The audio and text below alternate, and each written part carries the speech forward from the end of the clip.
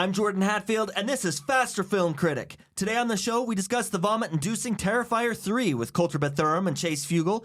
Terrifier 3 is a Christmas film directed by Damien Leone. That's right, Christmas. But the gore is excessive and the horror is severe, so grab your barf bag and get in. We're going cinephiling. Faster Film Critic. How you guys doing today?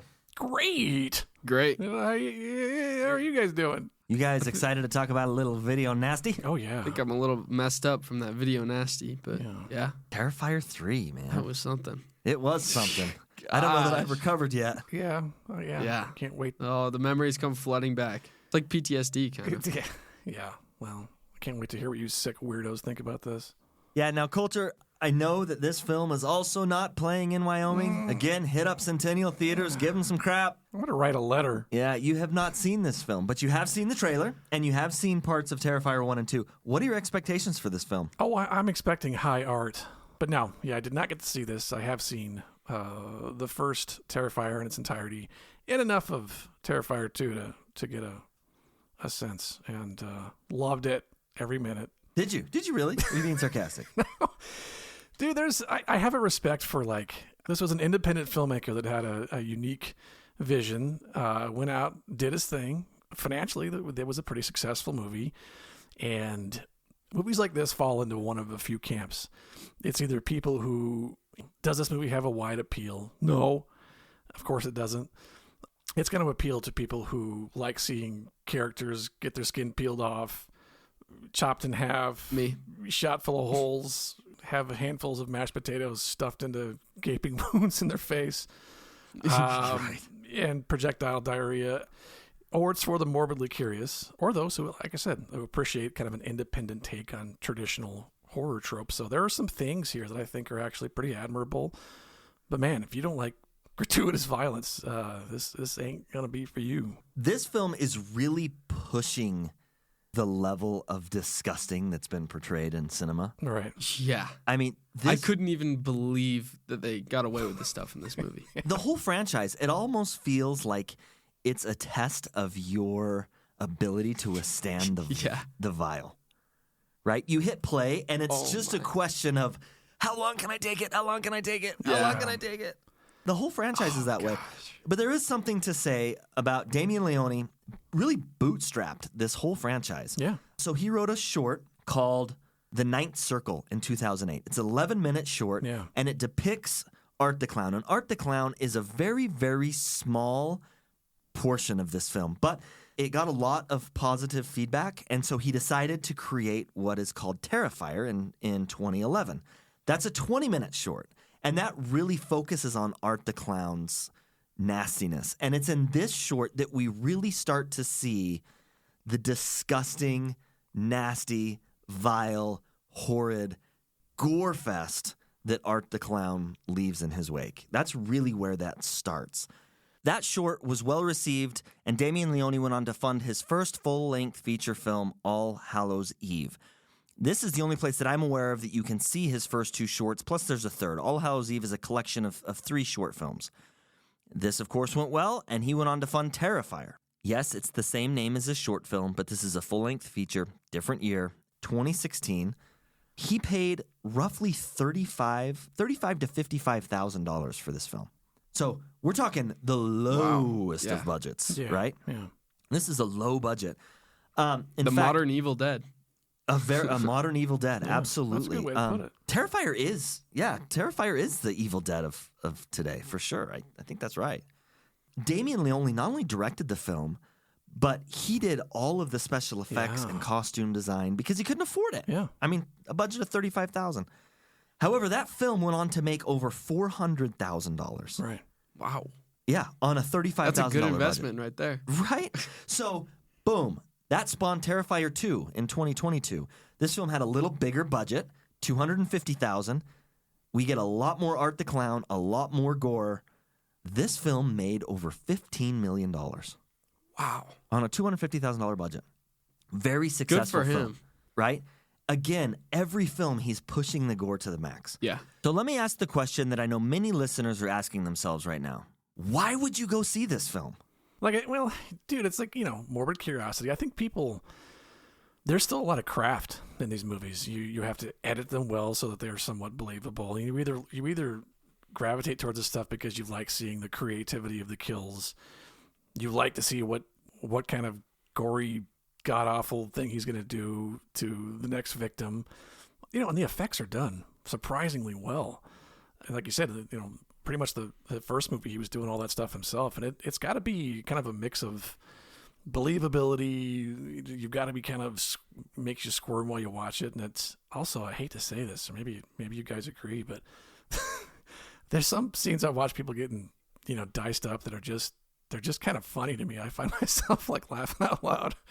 Maybe that's not the reaction he's going for, but it's just you can't help. It's like it's supposed to be kind of fun, in a gruesome way. So yeah. It is. I definitely see what you're saying. There is no scene in this movie that I can say is funny, but yet there are scenes in this movie that I'm laughing at. Yeah. And maybe that reflects very negatively on me because this film it's is like an uncomfortable disgusting. laugh, though. It's like, oh my God. Yeah. It's a shock. Like a it's flinching. a shock for sure. Yeah. Yeah. And I'm going to be honest, I don't like gore. Quentin Tarantino is my favorite director. Yeah. This is no surprise. One of my favorite directors. Wow, is that a contradiction right there? It's hard to say I've got a favorite, right? But he's one of my very favorite. Inglourious Bastards is one of my favorite films that he's done. And there are scenes in Inglourious Bastards that I still haven't seen. When they're like scalping people, I'm like, I'm turning my eyes. I can't look. I don't do gore very well. Yeah. And here I am, Terrifier 3 at 8 o'clock last night. The goriest, the most disgusting film. Let me tell you why we're podcasting on it. Yeah.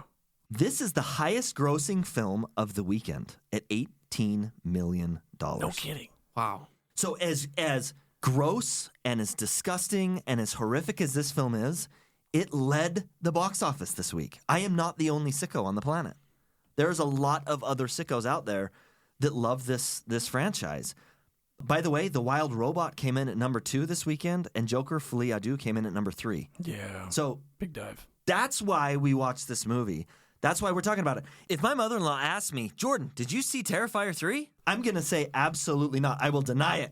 And bless your heart, I love you to death. I would be embarrassed to admit to her I saw this film. Right. Yeah, man. So, do you think Terrifier has potential to become one of the great movie monsters of all time? Oh, man. I think you can argue it already is. Yeah. I think you could. I think you can argue it already is. I mean, Art the Clown is already appearing in Halloween stores across the nation. Yeah. Whether people have seen this film, they recognize him. They're starting to recognize him. Yeah, dude. So I was going to ask the same question. Has Art the Clown earned his place amongst the other kind of horror movie icons? Mike Myers, or as my brother and his friend Alejandro love to say, The Shape, which is, I think, how Mike Myers should be referred to. You can argue he already is. I think you're absolutely right. He's already arrived. The question is, I think, where does the series go from here? It's also gotten that cult following. It does. Already crazy cult following. Yeah, for sure. I do not think this is one of the best horror films, or anywhere near. I wouldn't put it in the top 25 best horror films. But in this genre that it's creating for itself, it's so good. Yeah. It is. I wouldn't even classify it as horror. It's something else. It's not. It's definitely not scary.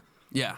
I will agree with you there. I mean, scary's objective, right? And there are definitely people where some of these scenes would scare them and give them nightmares, right? So it's a thriller. It's a thriller for sure. There are scenes that are horrific and scary, but the film isn't scary. The film is gross, right? It's really set up not to scare you. It doesn't. It creates an icky feeling, but it doesn't create a scary feeling that comes home with you and keeps you up at night, I don't think. It almost feels like a gory, hokey movie. Like those two words should never go together. But it feels like even the other movies, even though they're not Christmas themed, it feels like a Hallmark movie gone gore fest. With the horrible writing, horrible acting, but it's so entertaining. There is some significant writing problems in this franchise. Significant writing problems. To come back to your question, no, I wouldn't put this film anywhere near the top of the best horror films ever. However, the imagery in this film is fantastic. I can take scenes, like just single frames out of this movie that will rival any frame that you can pull out of Halloween or Nightmare on Elm Street. Yeah. Or the list goes on. as far as imagery, there are scenes from this franchise that are so powerfully grotesque. Yeah. And so in that sense, absolutely, Art the Clown has earned a space next to Jason and next to Freddy and next to Michael Myers. And he's so unique, too. I love that he's like the mime. He never says a word, but so much expression with everything that he does. Yeah. Chase, it sounds like you really like this movie. I had such a fun time. I'm a sucker for practical effects. Practical effects all over the place. Very, very little CGI used in this movie. Yep. And even when it is, it's still effective, so subtle, most people probably won't even notice it. But gosh, I don't know what it is. There's a charm there. I agree with you. There is something really cool about practical effects. Yeah. And, man, this film's gross. This film is really, really gross. Disgusting. So the production value, the writing, the acting, I thought was a pretty big leap from the first Terrifier to the second one. But Jordan, it sounds like you're kind of saying that maybe this wasn't quite maybe the same kind of evolution as it was from 1 to 2, which was kind of why I was curious. Now we talk about that ceiling of like how much crazier can these kills get? How much, where can this series go after this? Oh, they got crazier. Yeah, did they? Okay. They got crazier. All right. Just when you think it couldn't be done. Don't ever challenge Damien Leone to one-up himself when it comes to disgustingness. Apparently. Because he can do it, apparently. Okay. There was a big jump between Terrifier 2 and Terrifier. Most people agree that Terrifier 2 is a much better film. Sure. My problem with Terrifier 2, a slasher movie should come in about 90 minutes. Oh, a little long-winded. You know what I mean? Terrifier 2 is 2 hours and 20 minutes. It is really long. And so my biggest problem with Terrifier 2 is the pacing. As far as the production value of the film, it had a little bigger budget, and there is more of a story in Terrifier 2. So the writing, you could say, is a little bit better. There is a jump here to Terrifier 3. One of the biggest places I noticed an improvement in production value was the music. The soundtrack in the other Terrifier films are really bad. And the soundtrack here, I noticed they spent a little bit more money here, and it shows. And I thought that was an improvement. The writing, I wouldn't say the writing is any better than Terrifier 2. However, the pace is better. Okay. Pacing was great in this movie. This film, I still felt this film was a little long, coming at about 2 hours, but the pacing was much better here. Okay. So where does it go from here? This is the third one in the series. I mean, is this something that can just keep going on and on and on? Freddy, Jason style, or I don't think any major studio is going to be like, well, it's time to pick up Terrifier. They're never going to, and I wouldn't want to see them go mainstream because they lose that kind of creative liberty. But where do you think it's going from here? Interesting fact, Kolter. There were a number of studios that wanted to pick up Terrifier 3. That's hard to believe. Really? I know. It is. However, Damien Leone turned them all down because of one reason. Badass. He knew that they would remove some of his creative liberty, and he was specifically worried about the first 9 minutes of the film. Huh. Okay. He knew that the production companies would not allow him to show what he shows in the first 9 minutes of the film. And by the way, there are reports, this is not a marketing scheme, there are reports of walkouts of this film within the first 9 minutes. That does not surprise me one bit. Yeah, no, me neither. Yeah. There are also reports, this is a little harder for me to believe, but there are also reports of people vomiting in this film. Sure. That's not hard for me to believe. I feel like that's been either. said in like every one of these. Somebody faints, somebody barfs, somebody whatever. And so, it feels like marketing to me, doesn't it? Yeah, it feels bit. like marketing to me. When you're talking about Terrifier. Here's my only question about that. Is who in the heck walked into this film not knowing what they were walking into? Yes. Especially it being the third iteration at this point. Like, come on. What do you think you're going to get? Right? I knew exactly what I was walking into. And I was still so shocked by the stuff that was shown. Definitely shocking. Definitely. Especially that first 9 minutes. Yeah, it is crazy. And it's not even the craziest parts of the movie. No, not. It gets worse. It's hard to believe, but it gets worse. Oh, man, this film, we've said it a million times. We're going to say it 1,000,001 at least. This film is disgusting. Yeah. Gosh. Yeah. Which is part of the whole point. Like, I think, Chase, you're saying this before. That's what this film, again, is it going to have a wide appeal? No. But what it does exceptionally well. What comes next after this, who knows? As I understand, Art the Clown was kind of just a maniac in the first movie. As it shifted to the second Terrifier, there seemed to be kind of more of a supernatural element to his character. Does that get kind of carried on in this third? Yeah, this film kind of picks up, not immediately, but it does backtrack and kind of pick up where Terrifier 2 leaves off. And it does expound on the mythology of Art the Clown. Yeah. I could have done without that. I think this is kind of a weakness. It feels like Damien Leone is kind of making it up as he goes along. Sure. It's no secret that this is a hollow movie. The whole appeal is with the gore and everything. Right. He just needs to stick with that. This is a movie about the gore. Again, it's about pushing the limits. How gross can we make this film? Yeah. Would you guys say, I mean, is this just gore porn? Or is there more? Yes. Is there, Oh, yeah. Okay. This is a Gorno. Yeah, a gore. Total Gorno. For sure. Yeah.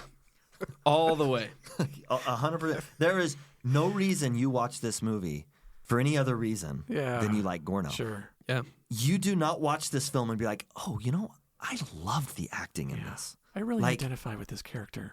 Gorno meaning a lot of gore, not gore and porno. Right. Yeah, just Important clarification. this is a gore exploitation film for sure. Yeah. True video nasty. No one's gonna watch this film and be like, Lauren Lavera was amazing as Sienna. Like the way she just depicted this character. She really The became grief. Yeah. She really made some The really emotion. creative choices. Samantha Scafetti, she was so good as Victoria. No one's gonna talk about that. Yeah. No. They're gonna talk about the gore. And then The when they're screams. done talking about the gore, they're gonna talk about the gore some more. Sure. And then they're gonna talk about how disgusting the gore was. And then they'll change the conversation. Yeah, pretty much. Well, Yeah. you know, so with movies like this, and I think we'd all agree that this is really cornered a market. These movies, to your point, very financially successful. You know, does the following that this movie has kind of created, coupled with the financial success, does that kind of pave the way for, you know, and encourage kind of younger, independent, up-and-coming filmmakers to kind of be a little bit bolder and to kind of pursue their own projects? Because there's a lot of studios that are just coming up short, churning out the same old kind of crap these days, and it's this might not be a film for you, but it does prove that if you've got a vision and you've got the drive, you can be successful in doing so, and at least bringing something kind of new and fresh and bold to the table. This has been talked about in many different places, but the horror genre is really the only genre where an up-and-coming director with a very low budget can really make an impact. Yeah. Because there's something about a low-budget B horror movie that still draws people. You can't make a low-budget B action film that draws people anymore. You know, the special effects, the Marvel movies. I'd say horror and rom-com are the two genres. Okay, maybe rom-com. Not quite like horror. It seems like when you've got an upcoming director who's trying to really carve out a place for himself, Yeah. horror is the genre to kind of start there. Damien Leone is a perfect example of this. Inspiring, too, hearing that studios come to him wanting to buy his movie. And he says no because he knows they're going to ruin the vision. Yeah.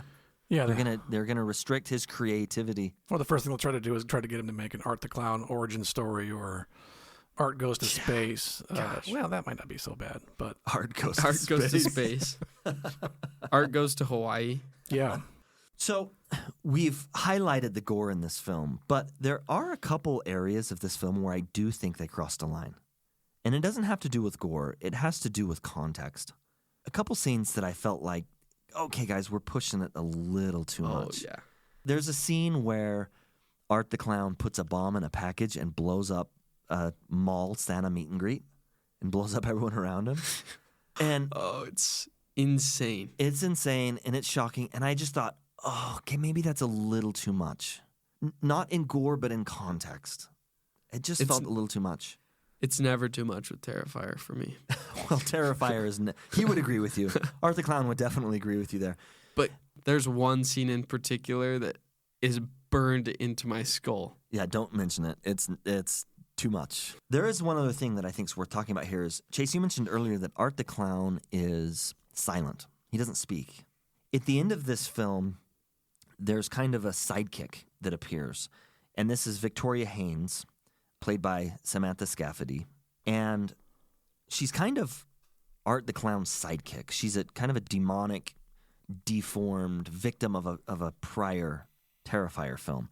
And she comes in and she can talk. And there's a scene at the end of the film where they are torturing two of the protagonists, and she's speaking. And when you add language, when you add commentary to what she's doing, the film got tremendously darker.